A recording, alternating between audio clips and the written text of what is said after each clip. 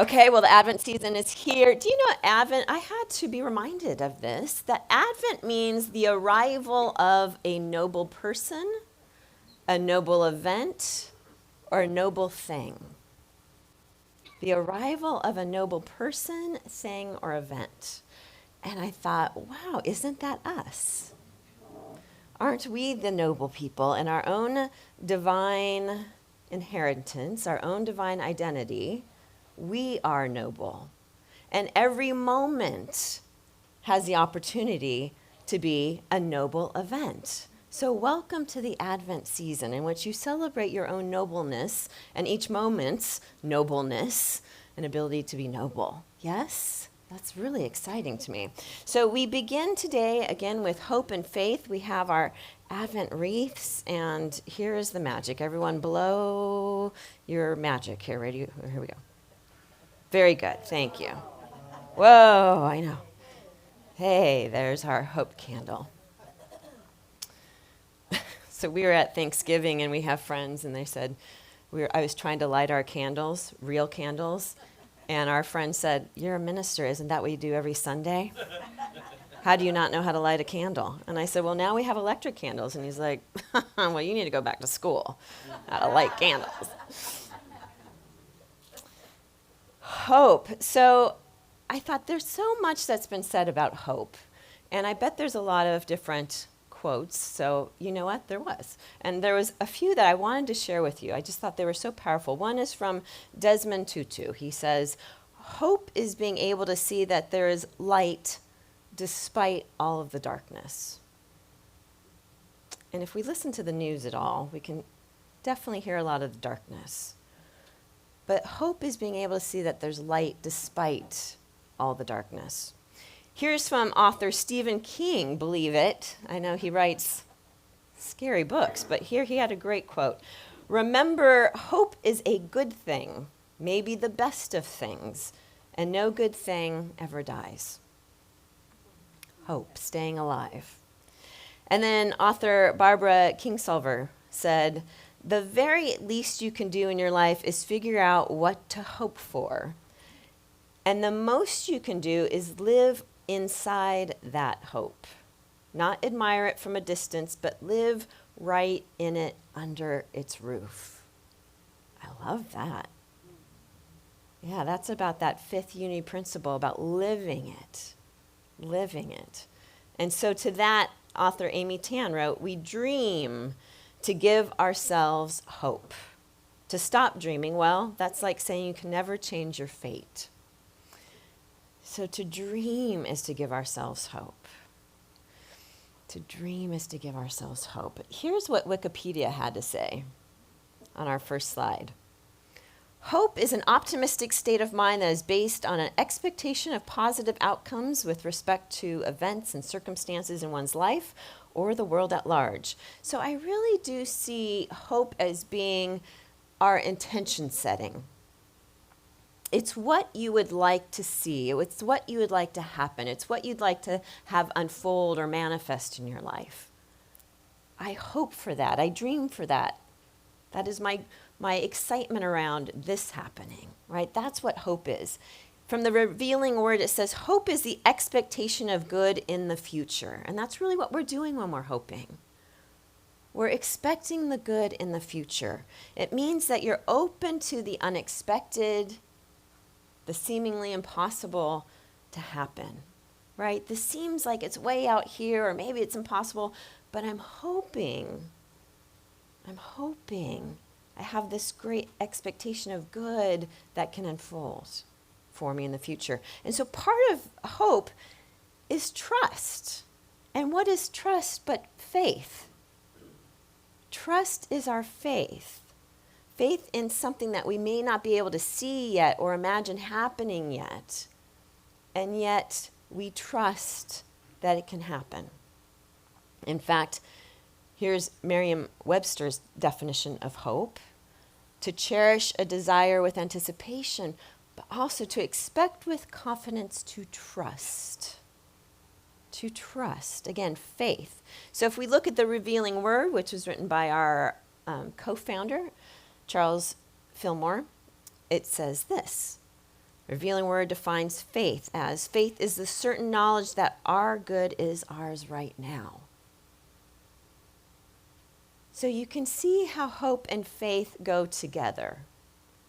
That hope is that expectation, that desire, the intention for good, and the faith is the trusting that it can happen, that it can unfold. So where do we see this in the Christmas story? Well, there was this great hope that the Prince of Peace would be born. Right now we say Jesus, right? But really back then they were looking at this Son of God, this Prince of Peace would be born. There was this great hope of peace across the land. Can we all relate to that? And then the faith that Joseph and Mary, that they would find a place for Mary to give birth. They would find a place for them to stay.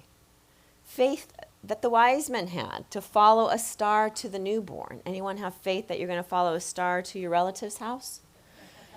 Yeah, but they had that faith. So the hope that this Prince of Peace was being born and the faith that they could follow the signs, that they would be supported along the way. There was hope, this great expectation by all, right? The hope of the parents, the hope of the shepherds out in the fields, the hope by the wise men that the future was in good hands. And again, we can relate to that also. That we hope that the future is in good hands. But then faith was activated by all. They didn't know the how or the why, but they kept moving forward towards the goal, the Prince of Peace, peace, right? So our hope can grow our faith, and when our hope starts to waver, as it sometimes will, it's our faith that can hold up our hope. Do you see how this is why we always celebrate, acknowledge both hope and faith together. They go hand in hand. So our hope can grow our faith, but when our hope starts to get shaky, then that's when our faith comes in and holds up our hope. So faith is like our North Star, our Star of Bethlehem. Faith can be our internal guidance, that voice within that tells us to hold on to hope, hold on to the dream, hold on to the intention. And when hope starts to see the impossible, then we let faith show us the possible.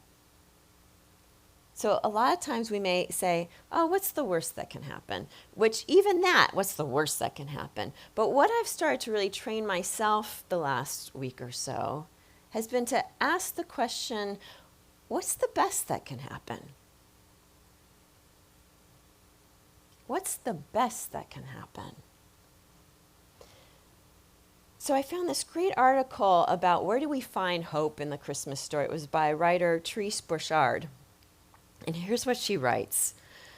Perhaps the greatest story of courage ever told was Mary's 3-word response to the angel Gabriel when he explained to her that she would bear the Son of God. Let it be, she said.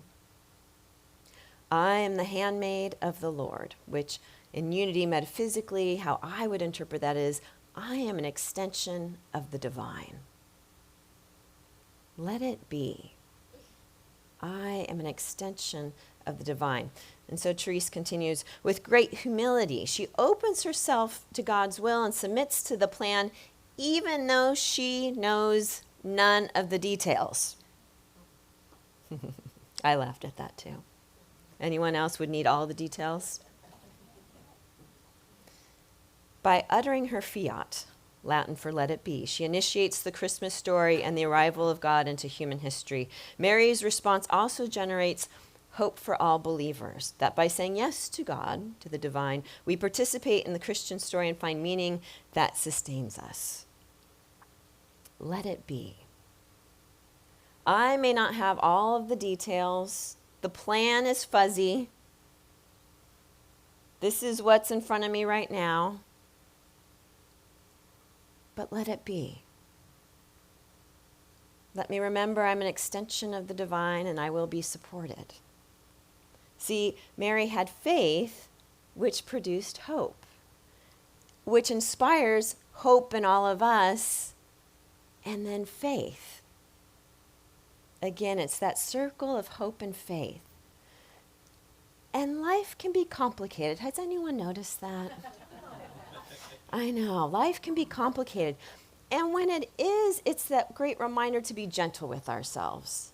That during times of uncertainty, when we feel like we can't make the decision, we can't move forward, we can turn again to, well, what is it that I'm hoping for? What is it that I'm intending?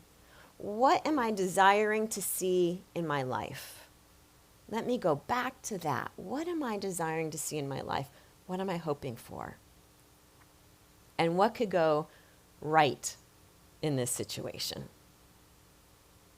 And then let me turn the situation over to faith. Now that I've reignited my hope, let me go back to faith. It doesn't mean I don't do anything. Again, we don't just sit on our meditation pillows. We need to take action. There's going to be steps to take. And I turn over the outcome, and I know in my heart that I know, and I trust. So when times are challenging and our hope begins to dwindle, our faith needs renewing, we can say, let it be. So I want you to think of a situation right now in your life that may need some more faith. Can you think of an area in your life that might need a little bit more, like a little faith bolster? And now just whisper, let it be. Let it be. And as you do that and you let go, allow yourself to feel filled with hope. Let hope just come into your entire being, so that any fear or anxiety is now replaced with hope. And again, we can do this over and over again. What's a situation where I need more faith? Let it be. And I fill myself with hope. Here's from our Christmas Advent books. We have, I think, some in the back too, if you'd like to get them and follow along with us through the Advent season. But here is this affirmation from December 9th on the slide. I open my heart to hope and I stand in faith. I open my heart to hope and I stand in faith. Let's say that together. I open my heart to hope and I stand in faith. Now as a whisper. I open my heart to hope and I stand in faith. And now with all of your power. I open my heart to hope and I stand in faith. Yes, absolutely. So here are the steps we can take to activate our hope and faith during this Advent season. On this slide. First, state your desire. What is my desire? What am I hoping for? And then trust, have faith that it will come to fruition. Number 2, consider what can happen, not what can't happen. So instead of, oh my God, this is what can happen, we're going to turn to, what's the best that can happen? What are all the best outcomes for this? 3 is to be gentle with yourself, especially during times of uncertainty. The road may feel like you're riding a donkey. The road may be bumpy. It may feel like you're getting turned away at every door. It may feel like you've gotten dropped off in the stable. But have faith that what you've hoped for will be born. Have faith that what you've hoped for will be made manifest. And then number 4, let it be. Take the steps to get you there. Ride the donkey into town. But also release the outcome with faith that God, creative source, that eternal loving presence is supporting you on your journey. You are being supported on your journey. Here's from Albert Einstein. He said, "We need never be hopeless because we can never be irreparably broken." Remember when we were studying the book, This Life is Yours, about our wholeness? We are whole. You are whole. You are whole.